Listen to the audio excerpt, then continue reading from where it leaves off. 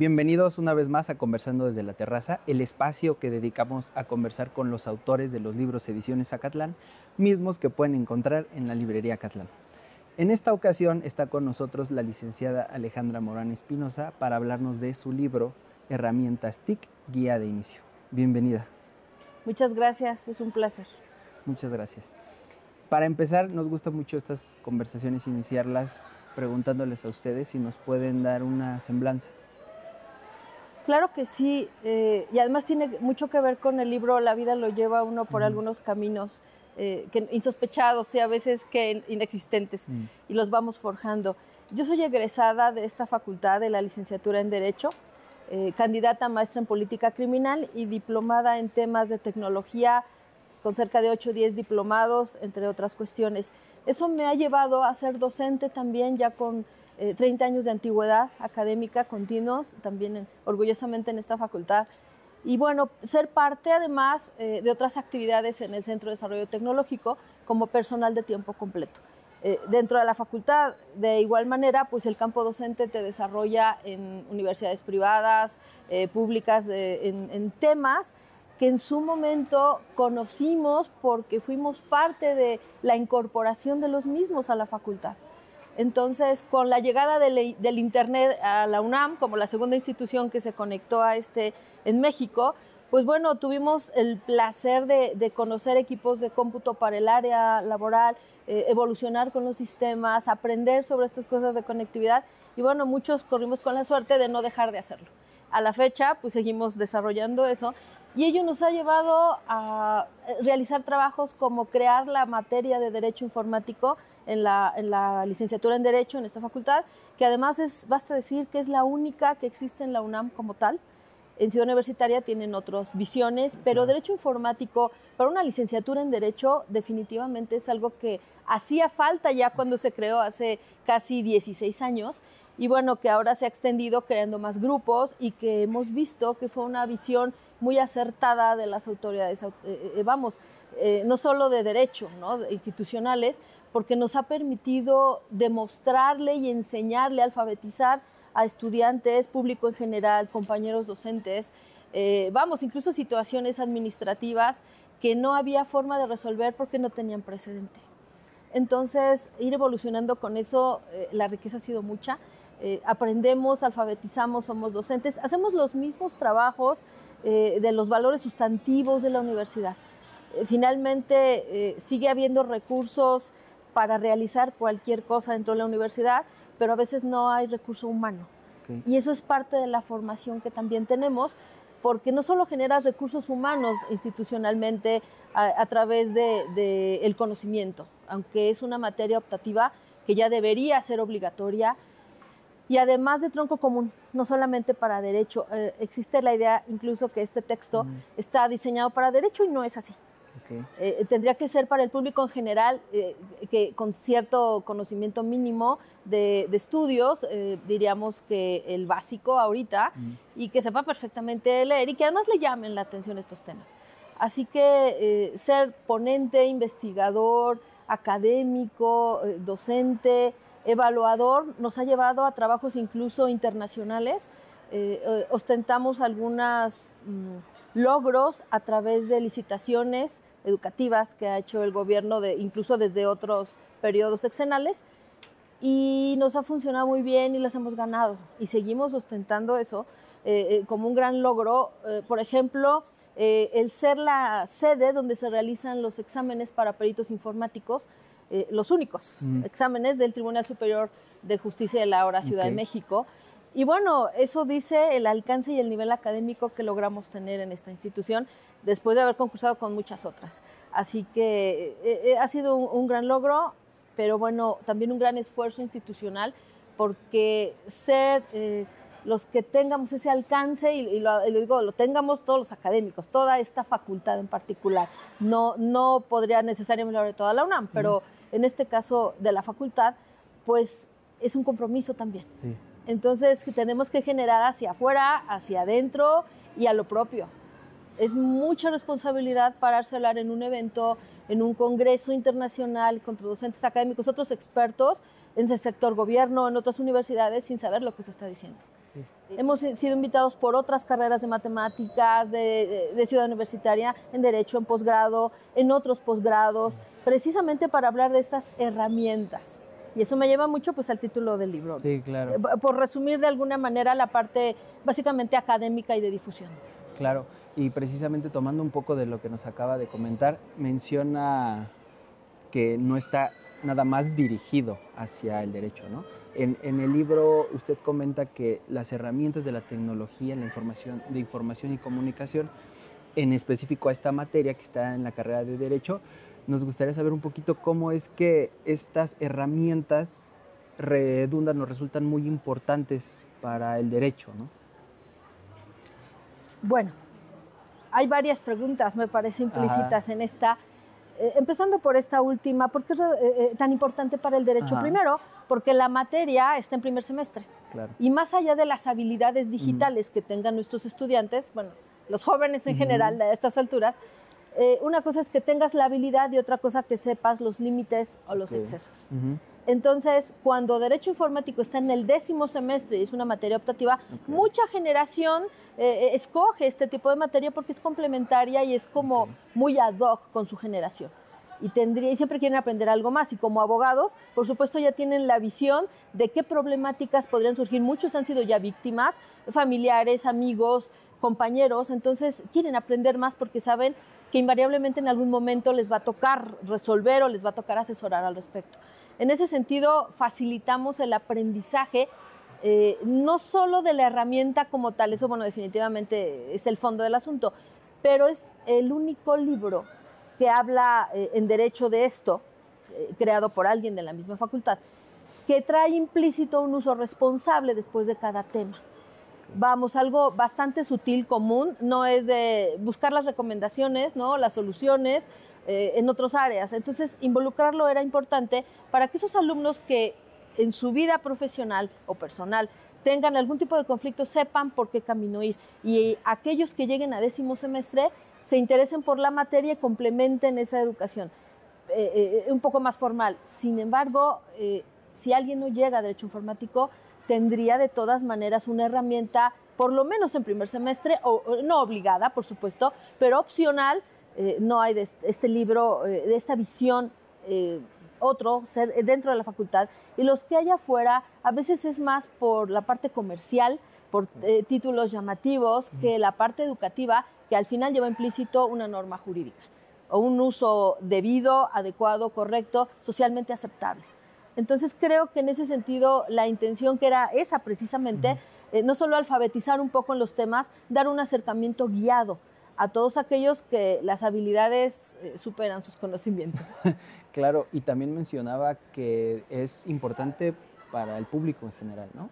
O sea, que resulta relevante más allá del derecho y de que esté en la carrera en primer semestre, ¿no? ¿Cómo rebasa esta barrera de la carrera su libro? Bueno, pues la mejor forma que encontramos con la opinión de otros compañeros docentes y dada la experiencia del público en general que llega a la oficina, no a la facultad, llega a la oficina de trabajo académico de alguna manera extraña, nunca he investigado esa parte, pero con el problema a cuestas ya, no llegan a alfabetizarse. Entonces, el bajar el nivel del léxico del libro, algo bastante cotidiano, era facilitar el aprendizaje, porque no está hecho exclusivamente para abogados, precisamente por eso. Cada campo del conocimiento tiene un lenguaje muy particular y lo entendemos perfectamente quienes pertenecemos a él. No habría otra forma de comunicarnos.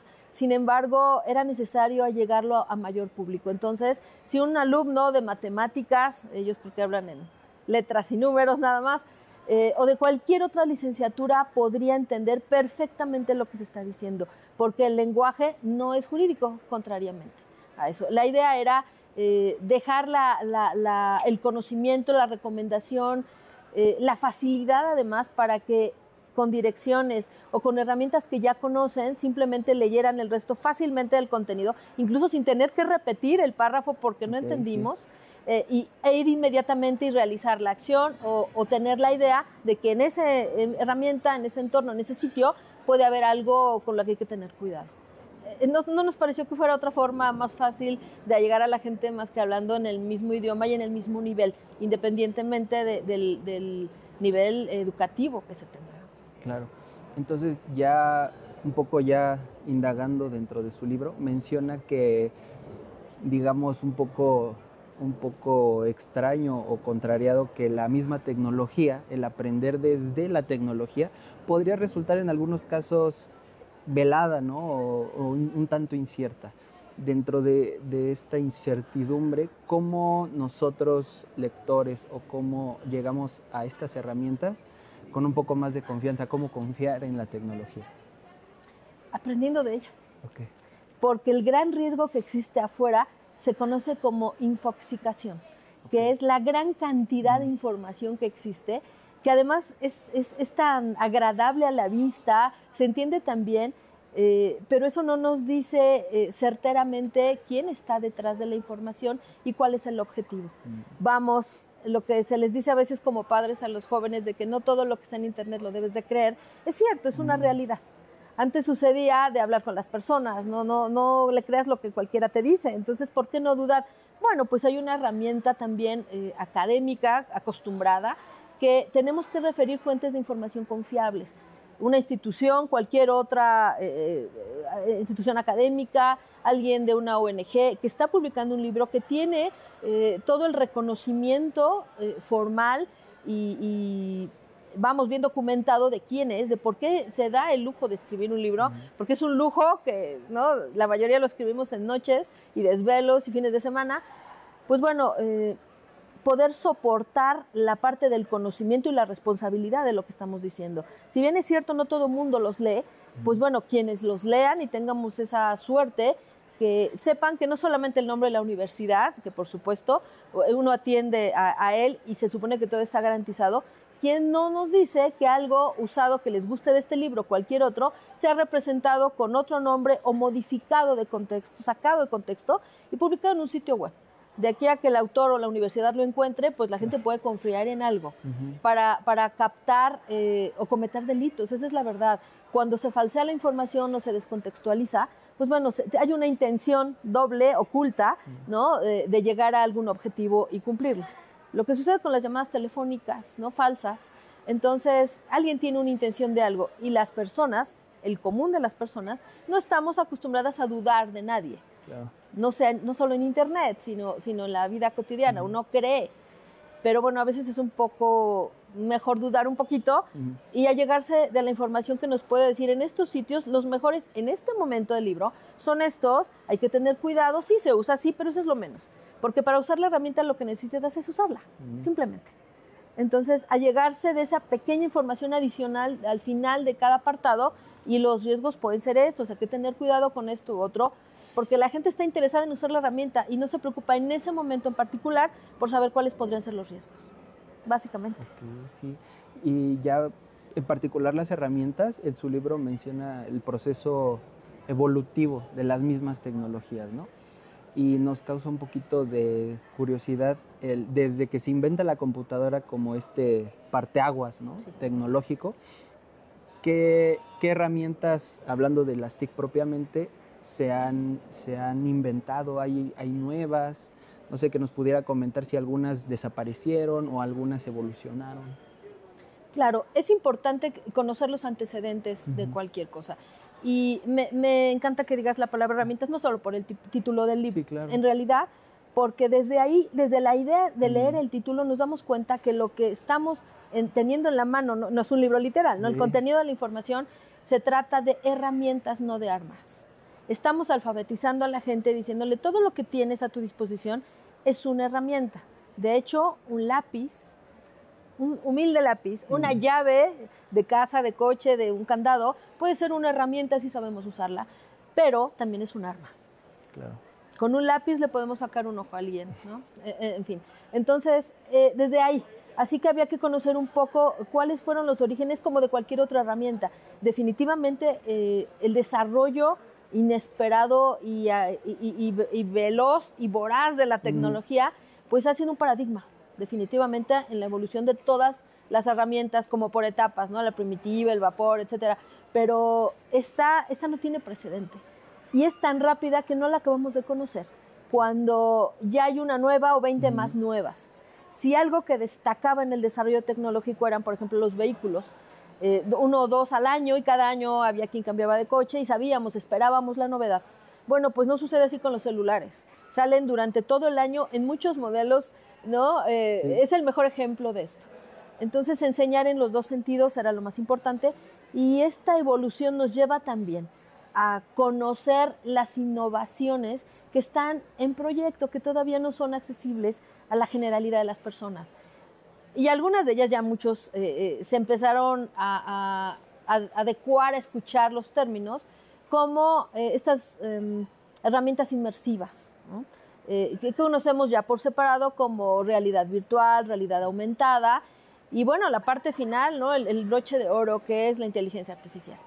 Y a la gente le encanta escuchar, le encanta hablar de eso, es sorprendente, es emocionante, pero también tiene sus propios peligros. Entonces, el enseñar que esto va a evolucionar y que probablemente, por eso es parte de la vida corta que tienen este tipo de libros, porque es tan rápido que no va a durar 10 años. Va a ser obsoleto, si no es que estaría un par de años más, haciéndolo por lo menos en la mitad. Así que entender que todo va a continuar evolucionando, que no tiene límite y que nunca va a ser igual regresar a algo que ya se tenía. Claro. Por ejemplo, en los navegadores, que todo el mundo está tan acostumbrado, había 3 o 4 navegadores cuando inició realmente, ¿no?, uno de los servicios de Internet, que era uno muy famoso, era Netscape, por ejemplo. Había otros, ¿no? Pero era muy famoso y, vamos, evolucionaba, era ligero, claro, no había antivirus ni riesgos, ¿no? Pero se pensó que iba a ser un monopolio eso y que Netscape lo era todo. Y Netscape desapareció algunos años después, no soportó la evolución, y ahora ¿quién es el todopoderoso, ¿no? Todo el mundo usa Chrome. Sí. Y de hecho la empresa va mejorando sus servicios continuamente y ahora pareciera que ni siquiera es opción salir de Google. Sí. No podemos activar un teléfono, no navegas con muchas herramientas o con tanta seguridad que ni es tanta, ¿no?, directamente si no lo haces en ese navegador. Y nos convencen de ello. Y las nuevas generaciones no conocen otra cosa. No saben que hay muchas veces navegadores privados, no solo las pestañas, que realmente no son privadas al 100%. Sí, claro. La seguridad de una adecuada evolución o la seguridad de una buena navegación no es absoluta, porque los absolutos no existen. Entonces, la idea es alcanzar con una herramienta y acompañado de la práctica, del uso cotidiano de la herramienta, el autoaprendizaje, incluso poder continuar con ese uso de la herramienta en cualquier sector de una manera medianamente aceptable de seguridad, a decirlo menos. Sí, claro. Y a mí nos resulta muy curioso que su libro se presente como una guía de inicio, ¿no? Después de todo esto que nos acaba de comentar y que resulte ser la guía de inicio, ¿cuál sería su expectativa hacia el lector final una vez que terminamos de leer todo su libro? Que esté más alfabetizado, un poco más alfabetizado seguramente de cuando inició. Y si alguien, un experto, yo tuviera el honor de que pudieran leer el libro, me encantaría escuchar los aportes, la experiencia de cada uno. Esto no es una competencia, es una competencia pero de aprendizaje, no de publicación, ojalá y fuese así, ¿no?, que todo el mundo publicara, pero bueno, siempre la visión, la experiencia o la formación interdisciplinaria de expertos es enriquecedora para cualquiera. Si enriquece una obra que yo ya lo sé, no es para mí la obra, que alguien va a leer, que no sabe o sabe un poquito, o solamente las usa y no conoce la parte oscura de la herramienta informática, entonces sería un éxito. Ese sería el mejor alcance que yo podría tener, porque como un libro como tal se actualiza en cualquier momento, o cuando haya tiempo, pero la verdad es que cuando está en las manos de alguien es como leer ese libro o cualquier otro, es como escuchar a la persona de viva voz, lo que ha pasado, lo que sabe, que quiere compartir con nosotros. Entonces, que queden un poco más alfabetizados de lo que llegaron para leer el libro sería genial. Ok, y un poquito entrando a la cuestión personal, ¿de dónde le surgió esta idea de decir, voy a hacer sobre las TIC un libro? ¿De dónde sale? De la gente, y no fue una petición. Okay. Nació, y estrictamente tendría que decir que nació de las víctimas. Okay. Cuando la persona llega a buscar al abogado, al docente, a la materia, porque ya han llegado en mi materia, a mi salón, a buscar una asesoría, o llegan a mi oficina, la verdad es que llegan como víctimas. Nadie llega, es que yo quiero aprender. Solo los servicios sociales, ¿no? O los estudiantes que quieren involucrarse en este campo. Entonces, eso nos llevó no solo a la idea del libro, es también resultado de un proyecto que a nivel institucional, el actual coordinador del Centro de Desarrollo Tecnológico, el licenciado Fernando González, pues bueno, manejando toda esa parte de la tecnología en toda la facultad, a su vez recibía, pero la contraparte, los estudiantes de matemáticas, que llevan materias de seguridad, que cometían actividades ilícitas en aras del aprendizaje. Entonces, no les puedes decir que todo es teoría. Entonces, en algún momento en derecho no podemos decir sobre los delitos, ve y practícalo. Pero bueno, aquí sí tenían que practicar y usar sus propias herramientas. Entonces, él creó un proyecto, se llama Justix Acatlán, y está con sede, y es el único proyecto en toda la universidad que se dedica a estos temas, incluso a la asesoría, somos facilitadores, de las víctimas, no importa si es comunidad académica o no, y le acercamos a la institución ministerial para investigar un delito, los acercamos con ONGs, porque la persona que es víctima en condiciones normales a veces no sabe qué hacer. En este tipo de delitos no entiende ni qué pasó. ¿A quién se acerca? ¿A quién conoce? Ahora, ¿quién es confiable en esto? Entonces, institucionalmente, nuestro nombre también facilita esta parte. Así que son las víctimas. Cuando uno se da cuenta que la mayoría de las veces es el usuario final, el que no protege su información, el que cometió la libertad de compartir sus cuentas, de publicar algo indebidamente, imagen, textos, acusaciones, incluso imputaciones ya a nivel jurídico, que les es muy fácil usar el ciberparaíso que creen que hay y no es así. Entonces, era allegarle al usuario y alfabetizarlo un poco más. Entonces, el círculo se cierra. La víctima ya tiene una opción para recibir algo más. Todas las herramientas tienen un manual, normalmente. Algún sitio que indica cómo funciona, eso lo busca en cualquier momento. Todo el mundo googlea algo, ¿no? Ya de entrada ya podemos saber qué hay al respecto. Hay cursos pequeños, hay cursos gratis, hay muchas cosas. Ahora hay más cada vez. Pero si quiere algo un poco más lento para su aprendizaje, que le dé permiso de recapitular, que no sea solo un video y que le explique a más detalle. A estas alturas, con tanta herramienta pareciera que es un poco aburrido leer un libro. Pero cuando el libro te interesa y te está dando un poco más de lo que tú esperas, entonces uno continúa y entonces ya no se fija cuánto tiempo falta para acabar el libro. Esa es la intención, que tengan incluso las generaciones que no usan libros digitales o poblaciones vulnerables que no pueden ir a buscar este tipo de libros aquí a la facultad, como son los menores de edad, ¿no? En educación básica, pues que se puedan allegar de que les compren un libro que tiene ese uso responsable. Entonces, no se trata de abogados enseñando víctimas, ni asesorándolas como tal, no se trata de docentes queriendo que aprendan contenidos, se trata de un acompañamiento, por eso es una guía. Te guío, te acompaño, te alfabetizo, te recomiendo. Claro, si ya quieres venir a Justix, pues también, ¿no? Seguimos con las puertas abiertas. El proyecto está vivo, tiene ya cerca de 8 años y es muchísimo el trabajo que tenemos en todos los sentidos, sobre todo los eventos. Las personas, pese a la hiperconexión que hubo en la pandemia, que pareciera que pues todo el mundo tuvo que acceder obligadamente a un recurso tecnológico, usarlo, nadie les dio, hasta mucho tiempo después, la seguridad de cómo hacerlo con conocimiento, para no exponer ninguna información y para conocer esos límites que debe haber de sanidad de la información y de protección. Así que el libro pues retomó más, ya estaba editado y estaba en proceso de impresión, retomó más auge porque la gente se empezó a interesar más por algo que solamente lo hacían por edad o por generaciones. Claro. Entonces, tener herramientas de acompañamiento, de úsalo de esta manera, en este momento estas son las mejores herramientas y tienes que tener estos cuidados con cada una de ellas y tienes todos estos beneficios. Y también hay herramientas gratis, no todo es de paga, ¿no? Las diferencias son estas y puedes hacer todo esto. 3/4 partes del libro abarcan esa parte.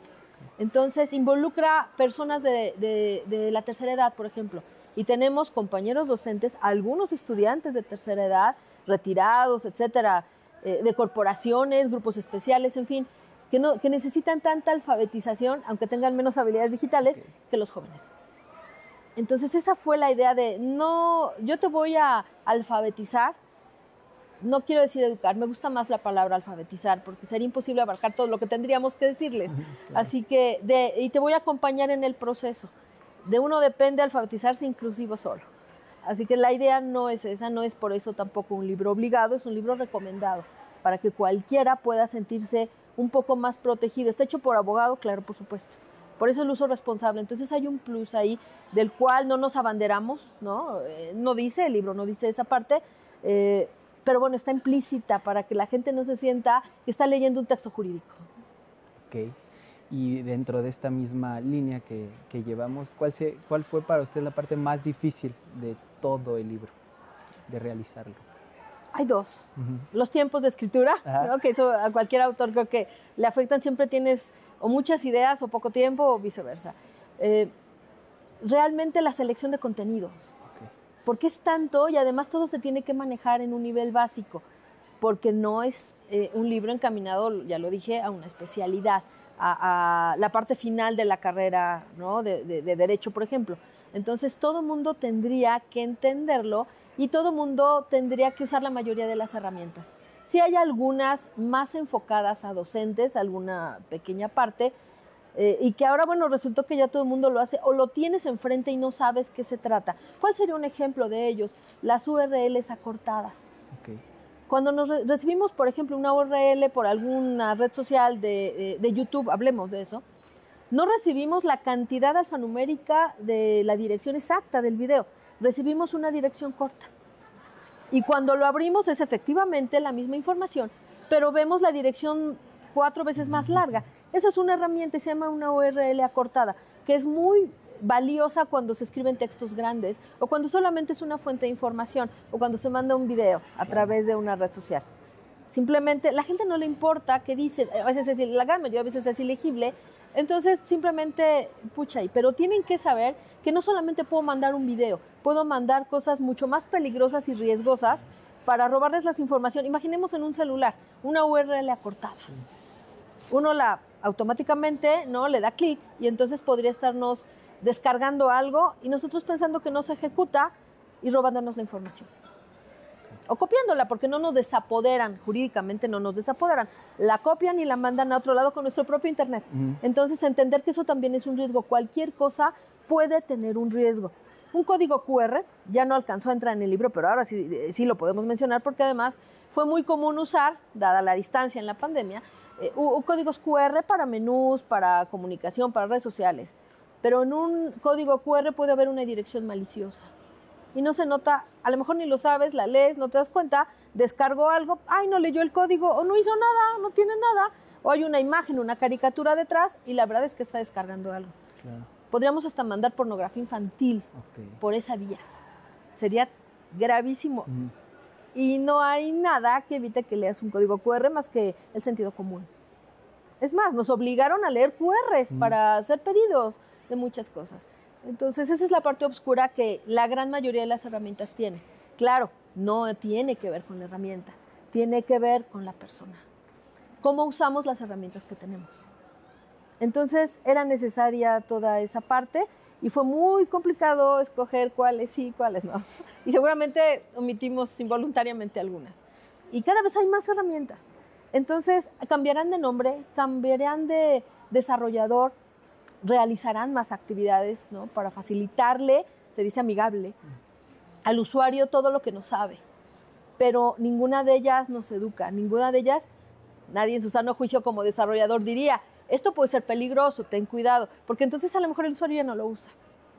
Esa es la parte en la que nos preocupamos por la otra parte de la herramienta. Entonces, seleccionar también las más populares, las más conocidas, pues era, creo que, llegar a mayor público. Si la mayoría de gente usamos Chrome, por ejemplo, y nadie sabe que existen varios navegadores privados, pues entonces, aunque yo les dé la herramienta, a lo mejor ni lo intentan. No, ay, ni la conozco. Entonces, popularidad no significa seguridad. Claro, claro. Entonces, hay muchas ideas detrás de la selección de materiales, esa es la verdad, de la evolución de las tecnologías. Todo se relaciona finalmente. Sí, y ya como nos comenta toda esta parte de qué selecciono, qué pongo aquí, que fue muy difícil, ¿qué sintió ya cuando lo ve físico, cuando lo tiene en sus manos, ya publicado el libro? ¿Qué se siente? Pues mucha emoción y mucho gusto porque finalmente se ve de una manera además muy agradable, no es como trabajar en la computadora, el trabajo de por lo menos 2 años continuos de desvelos. Y también yo pensé, no sé los demás autores, pero no lo pensé en un momento dado cuando lo estaba desarrollando, lo pensé cuando lo tuve en la mano. Dije, debí haber hecho una versión digital. Okay. O hacerlo en las 2 versiones, porque sabemos que la parte digital pues es más fácil de difundir. Y vamos, esta parte de cuidar la ecología, ¿no? En no imprimir, etcétera, no cargar a lo mejor el libro en físico, pues bueno, implicaba que podría tener un mayor nivel de penetración. Entonces, la verdad es que da muchísimo gusto, pero ya estás pensando en qué pudiste mejorar, qué otra opción podías tener para enriquecerlo. A lo mejor alguna cosa que dudaste y no metiste y que en ese momento te arrepientes de no haber metido, o que se requieren las circunstancias sociales en particular. Este libro fue un reto el pensar en él, precisamente en la hiperconexión de la pandemia. Porque decíamos, es que si hubiera salido antes, un poco antes, hubiéramos podido difundirlo y hubiera habido más material para toda la gente que no sabía que existía esto y que se tuvo que conectar en su casa por horas, todo el mundo, ¿no? Que no estaba pensando en estudiar esto, ni en conocer, ni en buscar un libro. Ni siquiera los buscaron, pero si hubiera habido una versión digital, claro, hubiera sido más fácil difundirlo. Inclusive, bueno, ya no podría uno en ese momento cambiar la protección intelectual, pero a lo mejor una versión alternativa corta, una mini guía para difundir con una licencia Creative Commons para que nadie se preocupara por copio, pego, está prohibido o no está prohibido, poder difundirla porque era necesario. Entonces, pues bueno, hicimos a través de el propio proyecto y la difusión y los canales informáticos que tenemos, la recomendación, por supuesto, y además, pues las asesorías, porque esto tiene el 90% de asesorías. Okay. Entonces es producto de muchas cosas. Así que se siente muy bonito, pero inmediatamente estás pensando en la mejora. Porque esto, la idea no es que desaparezca, es que evolucione con la misma tecnología y que siga teniendo un nivel de penetración que las nuevas generaciones ahorita, las que están naciendo, no van a tener. La habilidad natural, definitivamente, pero no el conocimiento. Entonces, cuando ellos necesiten este conocimiento, que ya esté mejorado y superado.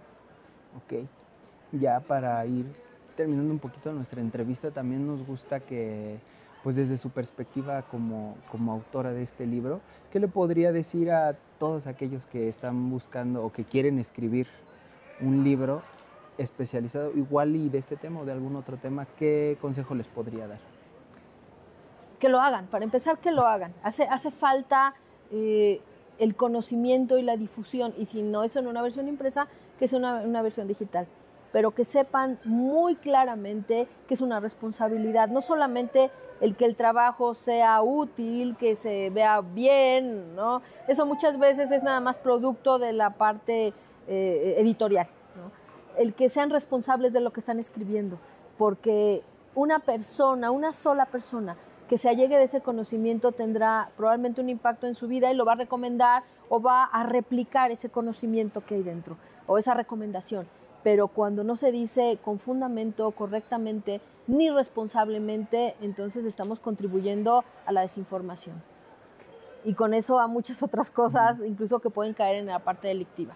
Entonces esto tiene que ser planeado, no es fácil, no es rápido, pero es muy enriquecedor y yo creo que en esta vida tenemos que dejarlo algo más. Yo no sé si sembraron un árbol, ¿no? Si tuvieron un hijo, pero un libro sí lo pueden dejar. Claro. Definitivamente es trascender, ¿no? Claro. Y trascender con algo valioso. Un libro, pues lo puede escribir cualquiera, pero un buen libro no. O algo que le impacte a un gran sector social, pues qué mejor, ¿no? que dejar eso. No son 5 minutos de fama, pueden ser muchos años de alfabetizar, aunque uno ya no esté aquí. Muchas gracias, licenciada. Muchas gracias por haber estado aquí con nosotros. Resultó muy enriquecedor y reiteramos mucho nuestro agradecimiento que haya estado con nosotros aquí en este espacio de Conversando desde la Terraza, comentando su libro. Muchas gracias a ustedes. Esperemos que podamos hacer la actualización pronto porque no pinta fácil tampoco. Y es necesaria, siempre es necesaria. Si queremos que la gente siga aprendiendo, a la gente que le siguen gustando los libros, definitivamente un día se va a topar con él. Y si vienen a la librería Acatlán, seguro lo van a encontrar. Ese no es problema. Muchas gracias. Gracias. Y bueno, Esto fue Conversando desde la Terraza. Nuevamente agradecemos a la licenciada Alejandra Morán Espinosa que nos haya acompañado. Recuerden que pueden encontrar su libro Herramientas TIC Guía de Inicio en librería física y en tienda Acatlán en línea. Queremos recordarles que estamos en todas las redes sociales como Librería FES Acatlán, ya nos pueden seguir y recuerden que pueden activar la campanita para que les lleguen las notificaciones de nuestro contenido. Les van a aparecer aquí en pantalla. Nuevamente agradecemos. Esto fue Conversando desde la Terraza. Hasta la próxima.